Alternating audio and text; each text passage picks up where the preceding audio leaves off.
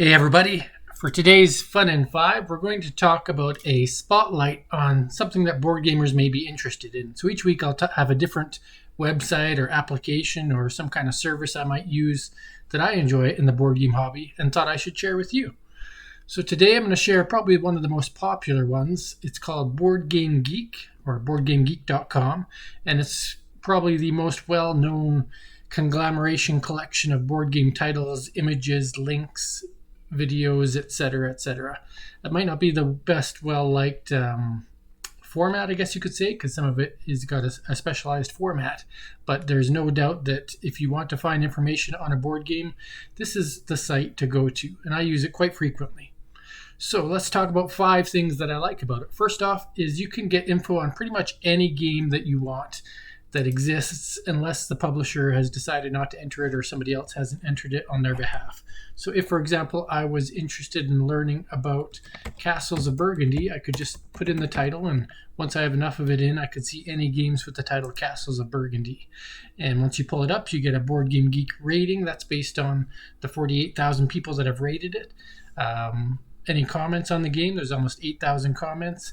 And then a general summary, which is always nice to see. How many players is it? How much time does it take? What is the age? And what's the overall complexity rating based on the people who have ranked it?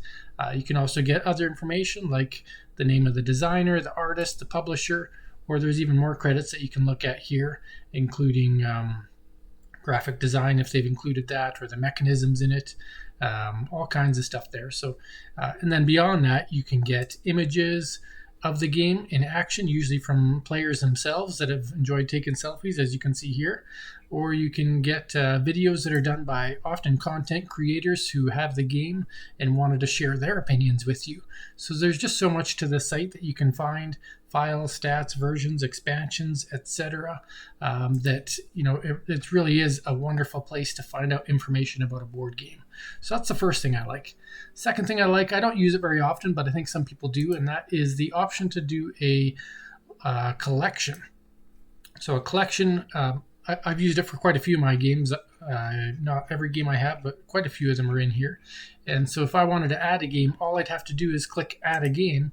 And if I had a new game I added recently, so let's say, for example, Questeros, I could look it up, it'll find it. If I click it, I can mark it as owned and click add.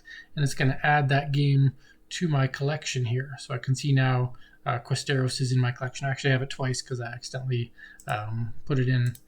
I already had it in there. But either way, you can see all your games, and then if you want information on them, you can then click them, just like if you were searching them the old way or the normal way. So I like that you can have your entire collection in your Board Game Geek, and if you have a larger collection than I do, maybe that's a way to check if you already own a game or not. So there's that. The third thing I like is the play log, and again, this is one that I don't use as much. You can see I barely use it at all, but I do find it very interesting.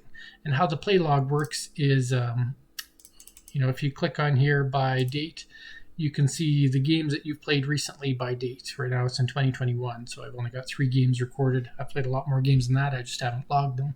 Some people may want to log how many times they've played games. So let's say, for example, I just played a game of, we'll say Pandemic. So I could pull up Pandemic and say that I played a game today by going to log play. And just like this, I can say that I played, how many times did I play it once. If I wanted to post it on Twitter, I could. If I wanted to include where I played it, how long it took, who I played with, that's also on BGG, I could. And then I could click save.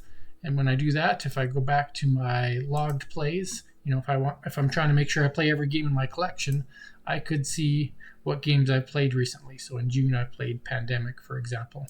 But if I wanted to, I could change my selection back to the beginning of March or whatever and see what games I played. So I like that function. I don't use it personally, but I think it's a great option to have instead of doing a log of your own in your cell phone or on a random file that you create. This is a place you can access from pretty much any mobile device.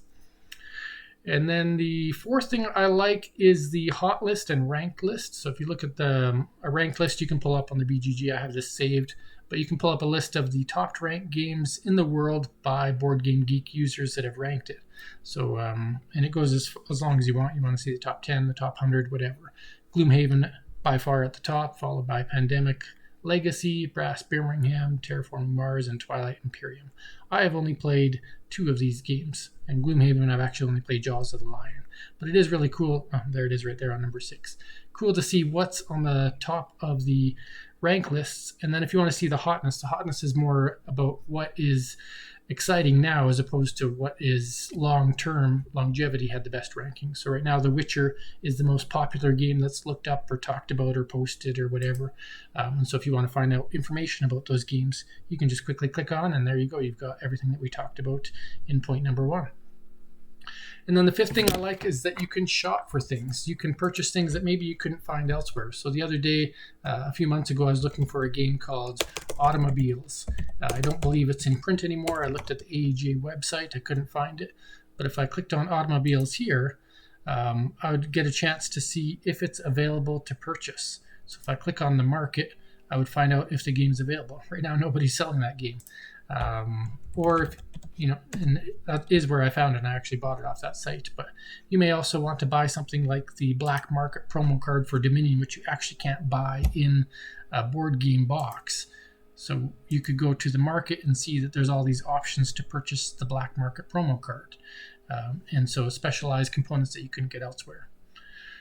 So there you have it, 5 things I like about the BoardGameGeek site. There's many, many other things to like between the forums and the geek lists and the community and all kinds of other stuff, but I just wanted to pick 5 and share those with you. And if you've never used the BGG site, I highly encourage it. It's got some wonderful information, even if you may not like some of the forum formats. Just the sheer volume of information that is available is pretty outstanding. So thanks for watching. Take care.